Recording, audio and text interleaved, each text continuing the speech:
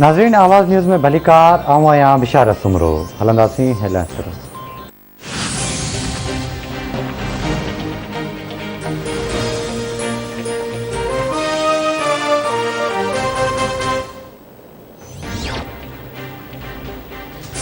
सिंध सरकार utility stores ते अटो घी ऐं खंडु महांगी करण वारे इक़्तिसादी राब्ता कमेटी जे फ़ैसिले खे अवाम मथां ड्रोन हमलो करार ॾेई छॾियो।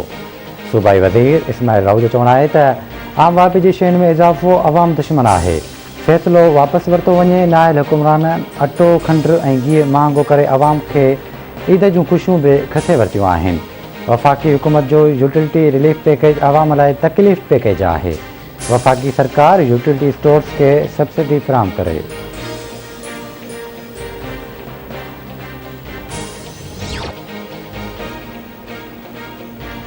जोई वाई बांदी फरीदाबाद समेत काछे ऐं खीरथर जी जाबलू पट्टी में बरसात खां पोइ नयूं वई आहियूं। नए गाह जे तेज़ वहकिरे सबबि काछे में ॿोॾ वारी सूरत हाल बरक़रार। रोड ऐं पुलूं टुटी वञण सबबि सवें ॻोठनि जो शहरनि सां ज़मीनी राब्तो कटियल। नए गाह जे पाणी जो FB बंद ते दबाव बरक़रार। FB बंद खे RD 35 खां RD 50 ताईं 6 रूणियूं पइजी वयूं। गुज़िरियल राति खां लॻल रूणियूं अञा ताईं बंदि न थी सघियूं।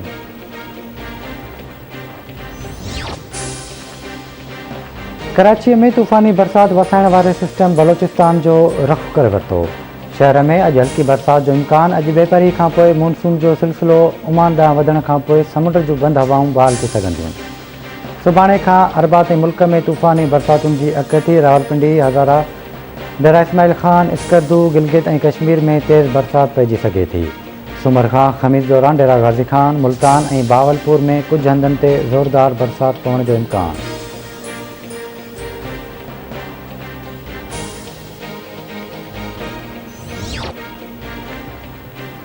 नारा तालके में बरसात खां पोइ जाबलू इलाइक़े मां नयूं वही आयूं। वही आयल नयुनि गांगरको ऐं निज़ामाणी बचा बंद खे लोड़े छॾियो।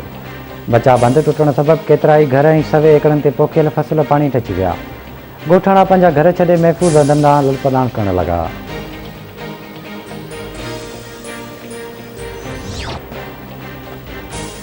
गुडू बैराज वटि पाणी जे वहकिरनि में वाधि शुरू थी वई। 24 कलाकनि दौरान 17,000 क्यूसेक पाणी में वाधि थी। मथां वहकिरो 1,30,880 क्यूसेक रिकॉर्ड। हेठां वहकिरो 90,210 क्यूसेक रिकॉर्ड कयो वियो।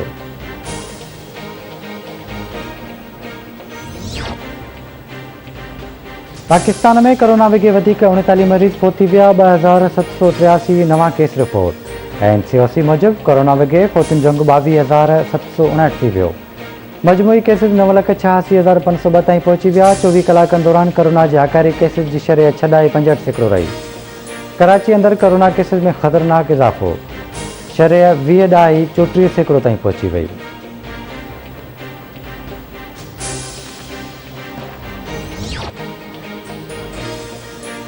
हैदराबाद जी इरिगेशन कॉलोनी मां 3 ॾींहं अॻु तशदुद में फोथी वियल नारी कुरतुलैन जो क़तल केस संदसि मुड़ुसु उमर मेमण मथां बल्दिया थाणे ते दाख़िल कयो पियो। मक़तूल नारी जे भाउ केस में ॼाणायो आहे त उमर मेमण भेण ते तशदुद कंदो रहंदो हो। पुलिस मूजिबि जवाबदार अॻु में ई गिरफ़्तार आहे। शुरूआती पोस्टमार्टम रिपोर्ट में नारीअ जो मौत जो तशदुद सबबु थियण जी तस्दीक थी आहे।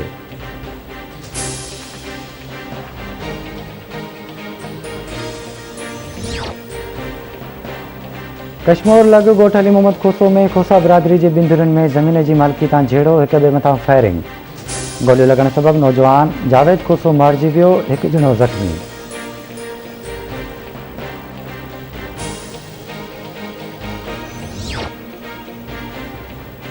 मीरपुर माथेले भरिसां ड्रिन चाचड़ वटि मोटरवे M5 ते ॾुआरियुनि पारां ईंदड़ वेंदड़ मुसाफ़िरनि खां फुरलुट।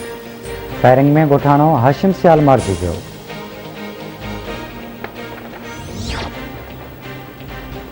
नवाब अली मोहम्मद भरिसां ॻोठ ख़ान मोहम्मद रिंद में जवाबदार निंड सुतल नौजवान खे क़तल करे छॾियो। जवाबदार अली नवाज़ रिंद कुहाड़ियूं हणी नौजवान साईं बख़्श रिंद खे क़तल कयो।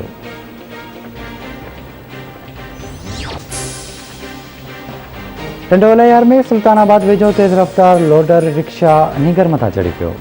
नीगर हरेश फोत थी वियो। कोयटा में ओलह बाईपास ते अख्तराबाद वटि टेम्पर ऐं मोटरसाइकिल में टक्कर, हिकु ॼणो फोत, हिकु ज़ख़्मी।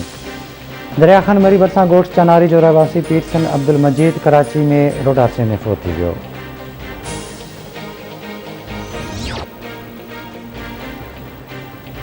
कंदरकोट ऐं भरपासन वारनि इलाइक़नि में उड़ी वबा ते ज़ाब्तो न अची सघियो। कंदरकोट जे गरीबाबाद पाड़े में ॿारड़ी उड़ी बि गैफ़ो थी वई। हिक महीने दौरान कंदरकोट ऐं भरपासन वारनि इलाइक़नि में 35 खां वधीक ॿारड़ा उड़ी बि हयाती विञाए वेठा।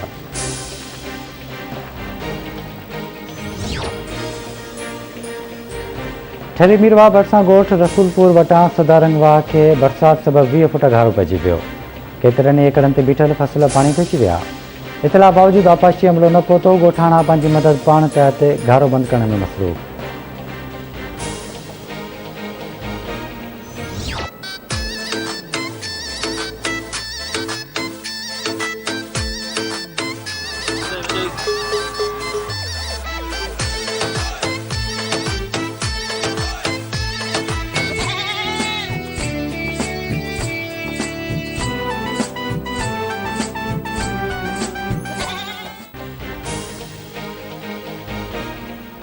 जो ईंदे ई कुर्बानी जा जानवर ख़रीदण लाइ माल पिड़ियुनि में रश वधी वई।